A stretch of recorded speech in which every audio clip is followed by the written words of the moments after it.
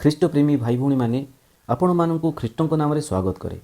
ଆଶା କରେ ଅଳ୍ପ ସମୟ ଏହି ବାକ୍ୟଟିକୁ ସମ୍ପୂର୍ଣ୍ଣ ରୂପେ ଆପଣମାନେ ଶୁଣିବେ।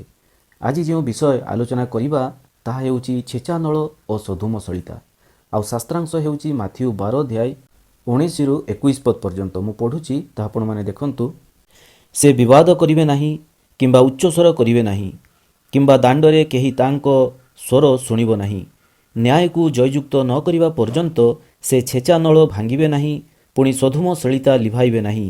ଆଉ ତାହାଙ୍କ ନାମରେ ବିଜାତିମାନେ ଭରସା ରଖିବେ। ମାଥିଉ ଲିଖିତ ସୁସମାଚାରରେ ସାଧୁ ମାଥିଉ ଏହି ଯେଉଁ ବାକ୍ୟାଂଶ ଉଲ୍ଲେଖ କରନ୍ତି ତାହା ଯିଶାୟ 42 ଅଧ୍ୟାୟରେ ଲେଖାଯାଇଅଛି। ଆଉ ଯିଶାୟ ଭବିଷ୍ୟତ ବକ୍ତା ପ୍ରଭୁ ଯୀଶୁ ଖ୍ରୀଷ୍ଟଙ୍କ ପାଇଁ କରିଥିବା ପ୍ରତ୍ୟେକଟି ଭବିଷ୍ୟତବାଣୀ ପର ମୁହୂର୍ତ୍ତରେ ପୁରା ହେବାର ଆମେ ଦେଖୁଅଛୁ। ଆଉ ଏହି ଯିଶାୟ ପୁସ୍ତକ ତାର ପ୍ରଥମ ଅଧ୍ୟାୟରୁ 39 ଅଧ୍ୟାୟ ପର୍ଯ୍ୟନ୍ତ ତାହା 8th ସେଞ୍ଚୁରୀ BCରେ ଲେଖାଯାଇଥିଲା ଏବଂ 40-55 ଅଧ୍ୟାୟ ପର୍ଯ୍ୟନ୍ତ 6th ସେଞ୍ଚୁରୀ BCରେ ଲେଖାଯାଇଅଛି। ପୁଣି ଯିଶାୟ ଭାବବାଦୀ ଯୀଶୁଙ୍କ ବିଷୟରେ ଅନେକ ଭାବବାଣୀ କରିଥିଲେ। ଆଉ ଆମେ ଯେଉଁ ବାକ୍ୟାଂଶ ଆମେ ପଢ଼ିଲୁ ତାହା ଯିଶାୟଙ୍କ ଦ୍ୱାରା 6th ସେଞ୍ଚୁରୀ BCରେ ଲେଖାଯାଇଅଛି। ଆଉ ଯିଶାୟ ଭବିଷ୍ୟତ ବକ୍ତା ଏହି ଛେଚା ନଳ ଓ ସୋଦୋମ ସଳିତା ବା ବଳିତା ଏହି ବିଷୟରେ କାହିଁକି ଉଲ୍ଲେଖ କରନ୍ତି ତାହା ଆମେ ଦେଖିବା। ଆଉ ବାଇବେଲରେ ଏହି ନଳ ବିଷୟରେ ବିଭିନ୍ନ ଭାବରେ ବର୍ଣ୍ଣନା କରାଯାଇଛି। ଏହାକୁ ଇଂଲିଶରେ ରିଡ୍ ବୋଲି ମଧ୍ୟ କହନ୍ତି। ଏହା ଆଦି ପୁସ୍ତକରେ 41 ଅଧ୍ୟାୟ ତାର 2 ପଦ ଏବଂ 18 ପଦରେ ଲେଖାଯାଏ ଯେ ନଳ ତୃଣ। ଯାତ୍ରା 2 ଅଧ୍ୟାୟ 3 ପଦରେ ଲେଖାଯାଏ ଯେ ନଳ ନିର୍ମିତ ପେଡ଼ି ଏବଂ ନଦୀ ତୀରସ୍ଥ ନଳବଣ। ଆଉ ଏହା ମଶାଙ୍କର ଜୀବନୀ ବିଷୟରେ ଅଳ୍ପ କିଛି ବର୍ଣ୍ଣନା କରେ। ଏଥିରୁ ଜଣାଯାଏ ଯେ ଏହି ନଳ ଜାତୀୟ ତୃଣ ସାଧାରଣତଃ ଦଲଦଲ ବା ପଙ୍କୁଆ ଅଞ୍ଚଳରେ ବଡ଼ ବଡ଼ ଘାସ ଗଛ ପରି ବଢ଼ୁଥିଲା।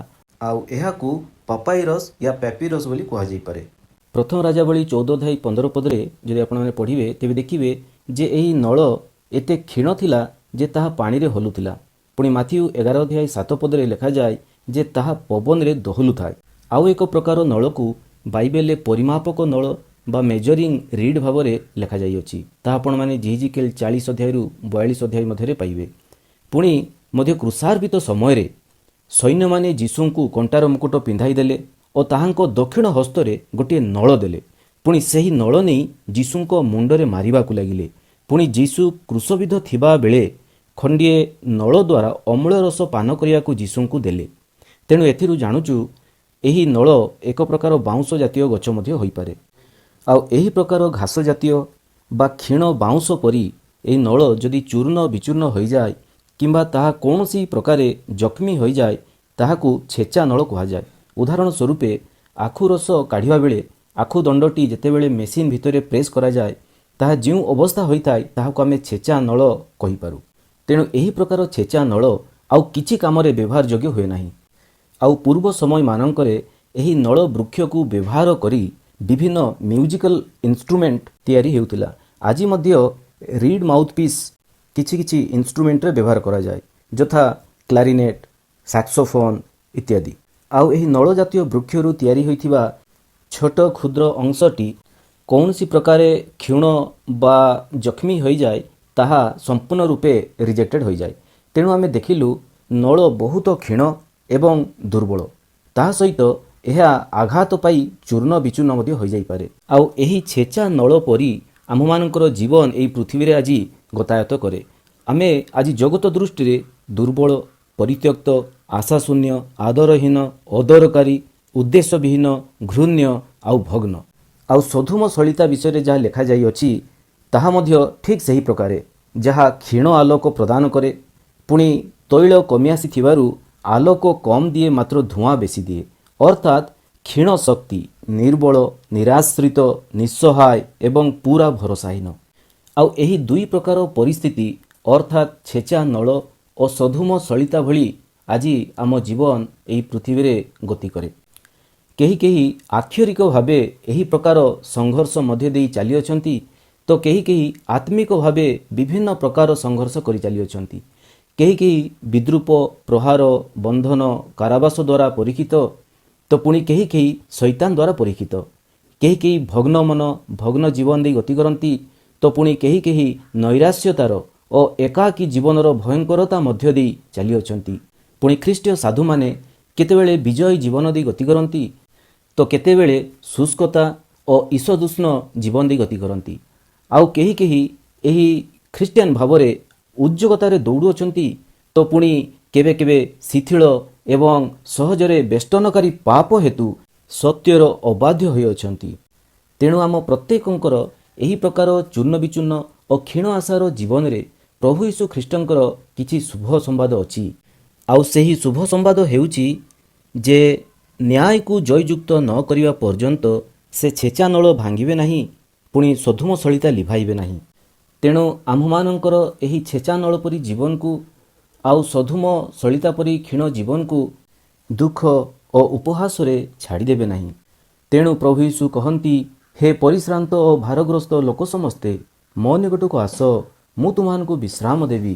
କାରଣ ପ୍ରଭୁ ଯୀଶୁ ନିଜେ ଆମ୍ଭମାନଙ୍କର ଅଧର୍ମ ନିମନ୍ତେ କ୍ଷତବିକ୍ଷତ ହେଲେ ଓ ଆମ୍ଭମାନଙ୍କର ଅପରାଧ ନିମନ୍ତେ ଚୂର୍ଣ୍ଣ ହେଲେ।